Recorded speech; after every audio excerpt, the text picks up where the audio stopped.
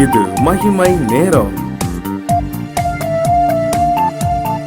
கர்த்தராகிய இயேசு கிறிஸ்துவின் நாமத்தினாலே மீண்டுமாக இந்த காலை நேரத்திலே மீண்டும் ஒரு மகிமை நேர நிகழ்ச்சிக்கு உங்களை அன்போடு வாழ்த்தி வரவேற்கிறேன். இந்த நிகழ்ச்சி மூலமாக கர்த்தர் நம்மோடு கூட பேசுகிறார். இந்த வாரத்திலே எசேக்கியேல் தீர்க்கதரிசன புஸ்தகத்தின் 36ஆம் அதிகாரம் 36ஆம் வசனம் நன்றாக மனதில் பதிக்கத்தக்க விதத்தில் ஆண்டவர் 36 தந்திருக்கிறார். இதிலிருந்து நாம் வார்த்தைகளை தியானித்து கொண்டு இருக்கிறோம்.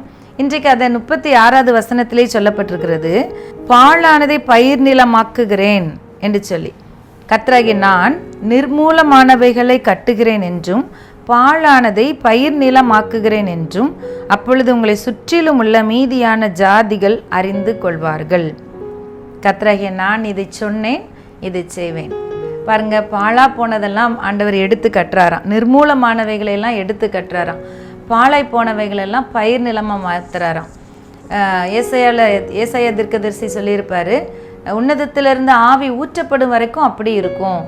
ஆவி ஊற்றப்படும் போது வனாந்தரம் செழிப்பான வயல்வெளியாய் மாறும்.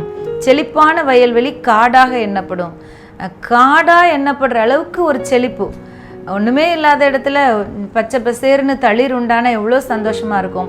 அதுவே முழுக்க எல்லாம் பச்சை பசேர்னு இருந்துச்சுன்னா காடுன்னு சொல்லுவோம், பசுமை காடுன்னு சொல்லுவோம். அந்த அளவுக்கு உன்னதத்திலிருந்து கர்த்தருடைய ஆவி ஊற்றப்படும் பொழுது இவ்வளோ ஒரு பெரிய மாற்றம். இன்னைக்கு ஆண்டவர் சொல்கிறார், இவ்வளோ ஒரு பெரிய மாற்றத்தை நம்முடைய வாழ்க்கையில் செய்ய போறாராம். இதை கேட்டுக்கொண்டு இருக்கிறவருடைய வாழ்க்கையிலே ஒரு மிகப்பெரிய தலைகீழ் மாற்றத்தை ஆண்டவர் கொண்டு வரப்போகிறார். பாழாய் போனதை பயிர் நிலமாக்குகிற தேவன்.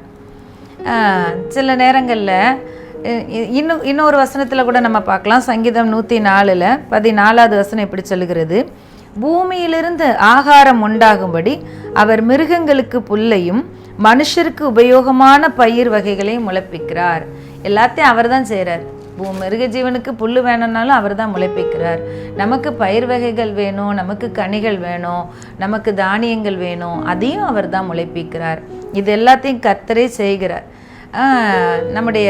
நம்மை சுற்றிலும் இருக்கிற இடங்கள் ஆசீர்வதிக்கப்படணும், கிராமங்கள் வயல்வெளிகள்லாம் ஆசீர்வதிக்கப்படணும், தானியங்கள் விளையணும், நெல் கோதுமை எல்லாம் நல்லா விளையணும், கனி விருட்சங்கள் நல்ல வாழை எல்லா பழ வர்க்கங்கள் எல்லாம் விளையணும் அப்படின்னு சொன்னால் அந்த பயிர் நிலங்கள்லாம் ஆசீர்வதிக்கப்படணும். அடிக்கடி நம்ம தேவ சமூகத்தில் ஜெபிக்கும் பொழுது நம்முடைய நாடே ஒரு கிராமங்கள் அதிகம் கொண்ட நாடாக இருப்பதனால கிராமத்து ஜனங்களுடைய பிழைப்பே பயிர் வகைகள் கனி விருட்சங்களை உருவாக்குகிறது, வயல் நிலங்களை பண்படுத்துகிறது, பயிர் வகைகளை உண்டாக்குகிறது.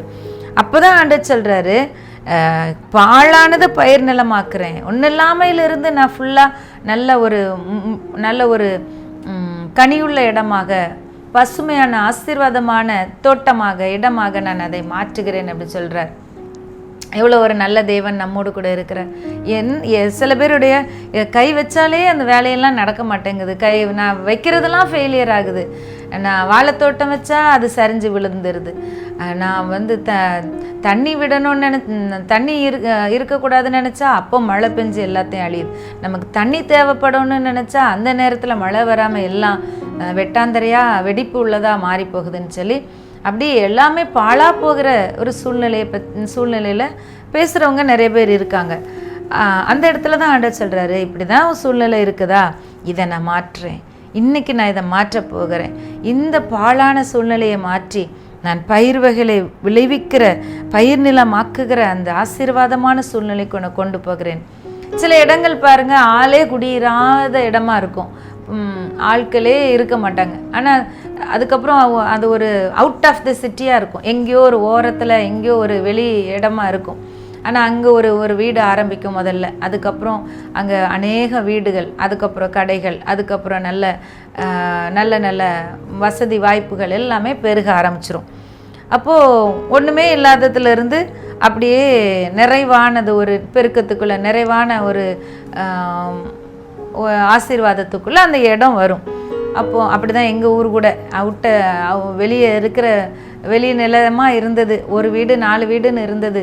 இப்போது மதிப்பு எல்லாம் இட மதிப்பெல்லாம் மிகப்பெரிய அளவில் கூடி போகிற அளவுக்கு ஆட்களால் நிரப்பப்பட்டிருக்கிறது, வீடுகளால் நிரப்பப்பட்டிருக்கிறது, நல்ல நல்ல கடைகள் எல்லாம் நிரப்பப்பட்டிருக்கிறது, நல்ல நல்ல ப்ராஜெக்ட் எல்லாம் செய்யப்படுகிறது. அப்படி எப்படி அது ஒன்றில்லாமல் வெறுமையில் இருந்துச்சோ அதுக்கு ஆப்போசிட்டாக, அதுக்கு எதிராக அப்படியே எல்லாவற்றாலும் நிரப்பப்படுகிற நிறைவுக்குள்ளாக ஒரு ஊர் கடந்து வருது. இது மாதிரி நிறைய இடங்கள் டெவலப் ஆகிருக்கும், நிறைய ஊர்கள் வளர்ந்துருக்கும். அந்த ஆண்டு சொல்கிறார் எல்லாமே இது அவருடைய கிரியைகள். ஒரு இடத்தை குடியேற்றி வைக்கிறதுக்கு அவரால் முடியும், ஒரு உங்களை வாழ வைக்கிறதுக்கு அவரால் முடியும், உங்கள் கையின் பிரயாசங்களை ஆசீர்வதிக்கிறதுக்கு அவரால் முடியும். அவருடைய கரத்தை நாம் சார்ந்து கொள்ள வேண்டியது தான். உங்களை சுற்றியுள்ள ஜனங்கள் அறிந்து கொள்ளும்படி உங்களோடு கூட இருந்து உங்களை கட்டுவிக்கிற, உங்கள் குடும்பத்தை கட்டுவிக்கிற. பாருங்கள், அந்த மோவாப் தேசத்து பெண் ரூத்தில் ஒன்றும் இல்லாமல் வந்தாங்க. அவங்களுக்குன்னு அவங்களுடைய வாழ்க்கையே ஒரு ஒன்றுமே இல்லாமல் வெறுமையாக இருந்தது, ஒவ்வொரு நிலம் போல் இருந்துச்சு, பாழானது போல் இருந்துச்சு, நிர்மூலமாகி கிடந்தது. ஆனால் அந்த வாழ்க்கையை கூட ஆண்டவர் எவ்வளோ அழகாக கட்டுவித்தாங்க. அவங்கள கொண்டு தான், அவங்க சந்ததியை தான் எடுத்து, தாவீதே அந்த சந்ததியில் வர்றாரு, இயேசுவே அந்த சந்ததியில் வர்றாரு. அப்படி அவங்க குடும்பத்தை ஆண்டவர் கட்டினார். பாழாய் போன குடும்பம் அப்படின்னு சொல்லி சொல்கிறாங்களா? பாழாய் போன இடம்னு சொல்கிறாங்களா? இது வாழ்ந்து கெட்ட இடம்னு சொல்கிறாங்களா? இது வாழ்ந்து கெட்ட வீடுன்னு சொல்கிறாங்களா? இது கெட்டு போன குடும்பம்னு சொல்கிறாங்களா?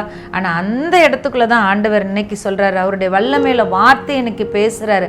மனநொந்து போய் இருக்கிற உங்களை பார்த்து தான் ஆண்டவர் சொல்கிறாரு, எல்லாத்தையும் கட்டு எழுப்புகிற தேவன் நமக்கு இருக்கிறார். எல்லா பாழாய் போனதையெல்லாம் பயிர் நிலமாய் மாற்றுகிற, ஒன்றுமில்லாத வெறுமையை விளைச்சலாய் மாற்றுகிற தேவாதி தேவன் நான் உன்னோடு கூட இருக்கிறேன். நான் இந்த வார்த்தையை உன்னோடு கூட சொல்லுகிறேன். உன் வீடு கட்டப்படும், உன் வாழ்க்கை கட்டப்படும், உன் குடும்பம் கட்டப்படும், உன்னுடைய ஊர் கட்டப்படும், உன்னுடைய திருச்சபை கட்டப்படும். சில ஊர்களில் சர்ச் இருக்கும், ஆனால் ஆளே இருக்காது. அப்படிப்பட்ட சூழ்நிலைமையில உண்மையாய் ஊழியம் செய்து கொண்டிருக்கிற ஊழியக்காரங்க இருப்பாங்க. ஒருவேளை இன்னைக்கு யாராயில் நீங்க அந்த நிலைமையில கேட்டுக்கொண்டிருக்கலாம். ஆண்டவர் இன்னைக்கு உங்களை பார்த்து சொல்றார், என் ஊழியத்துல ப்ராடக்டே இல்லை, கனிகளே இல்லை, ஆத்துமாக்களே இல்லை, அல்லது நல்ல ஒரு பெருக்கமே இல்லை அப்படின்னு சொல்லி யார் யார் நினைக்கிறீங்களோ, இப்படிதான் இருக்குமா, வறண்டதா தெரியுது அப்படின்னு சொல்ற இடத்துல ஆண்டவர் சொல்றார், அது பாழாய் போனவைகளை பயிர் நிலம் ஆக்குகிறேன் என்று சொல்லி அப்படியே குழுன்னு அப்படியே ஆசீர்வாதமா, அப்படியே எப்படி நம்ம வெறுமையும் சிறுமையும் வெறுமையும் ஒன்றுமே இல்லாமையுமா இருந்துச்சோ அதை அப்படியே மாற்றி ஆண்டவர் பேரை பெருமைப்படுத்துகிறார், ஊரை பெருமைப்படுத்துகிறார், குடும்பத்தை பெருமைப்படுத்துகிறார். அப்படிப்பட்ட தேவன் நம்மோடு கூட இருக்கிறார். நாம் ஜெபிக்கலாம். அன்பின் பரலோக தகப்பனே, இந்த நல்ல நேரத்திற்காக நன்றியோடு உம்மை துதிக்கிறோம், ஸ்தோத்திரிக்கிறோம் அப்பா. நீ சொன்னதை செய்கிற தேவன். இன்னைக்கு நீங்க சொல்றீங்க பாலாய் போனவைகளெல்லாம் பயிராக்குவேன்னு சொல்றீங்கப்பா. அண்டரே நிர்மூலமானவைகளெல்லாம் எடுத்து கட்டுவேன்னு சொல்றீங்கப்பா. அண்டரே குடும்ப வாழ்க்கை உடைக்கப்பட்ட நிலைமையில இருக்கிற அண்டரே அநேகருடைய குடும்ப வாழ்க்கையை நீங்க எடுத்து கட்டுகிறதற்காக ஸ்தோத்திரம் ஆண்டவரே. கெட்டு போன வாழ்க்கையை கூட ஆண்டவரே நீங்க மாற்றி கெட்டு போன சரீர உறுப்புகளை கூட நீங்க உயிர் பெற செய்றீங்க. அதற்காக உமக்கு நன்றி ஆண்டவரே. சுகம் உண்டாவதாக இயேசுவின் நாமத்தினாலே.